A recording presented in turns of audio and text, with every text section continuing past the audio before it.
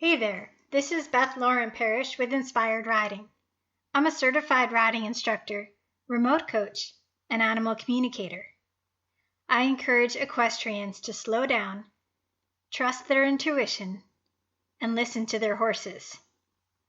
In this podcast, I'm going to talk to you about hitting the reset button.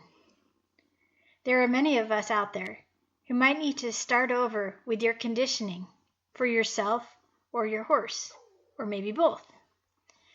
I've had so many stops and starts over the years, I'm beginning to become somewhat of an expert on new beginnings. I'd love to share some simple exercises to build up endurance in a very kind way to your horse and for your body. First, start walking. If your footing is nice and you feel safe, lead your horse around your riding space. Begin by walking together a few laps in each direction. See if you can match your horse's steps as you walk together. Think of all the things you appreciate about your horse. Say them out loud if you feel inspired. Do this walking in hand for several days. It will help you build your endurance along with your horse. When you feel ready, ride your horse on these same walk laps. Be sure to keep it to walk. Do your best to breathe and allow your lower back to stay relaxed with your horse's movement. If you find you get tense, place one hand on your lower back and say to your back, soften, follow the motion, relax. This little tip can help you feel more in tune with your horse in such a beautiful way. Never underestimate the smallest shifts in your body. They can make a world of difference to how you feel with your horse. Once you've been doing quite a lot of walking and your horse feels relaxed and ready to do a little more, play with some walk-halt transitions. Be sure to breathe through each transition and imagine that you are your horse. Feel yourself making the best transitions ever.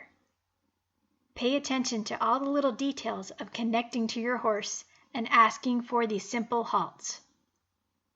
See if you can invite your horse to stand squarely and relaxed. Breathe for a few seconds before asking for the walk again. Be sure you thank your horse for these transitions, especially when they feel just right. Once you feel like these walk-halt transitions feel good, begin playing with changes of direction. Remember, you're still committing to the walk. I love to see how many changes of direction I can squeeze in going from one end of the arena to the other. You can imagine you are floating along a river that keeps changing where the flow of water goes. This idea of water can help you feel like you and your horse become smoother with your turns. Be sure to breathe and invite your horse to bend and soften through each turn. I also like to think of shaping my horse's body with my legs, as if the body of my horse is a stream of rushing water, and my legs help tell the water where to go. Once you've done these changes of direction smoothly and balanced, you can now add the walk-halt transitions within the changes of direction. See if you can keep changing the spots where you do your transitions to keep it interesting. Continue to increase your walking time for each session.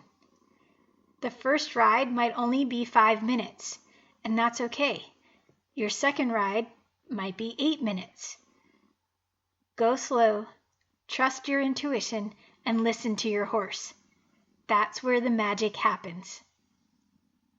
If you'd like specific advice for you and your horse, I do offer private remote coaching, as well as a fun group program.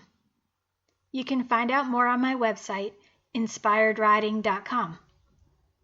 Thank you so much for listening, and may the horse be with you always.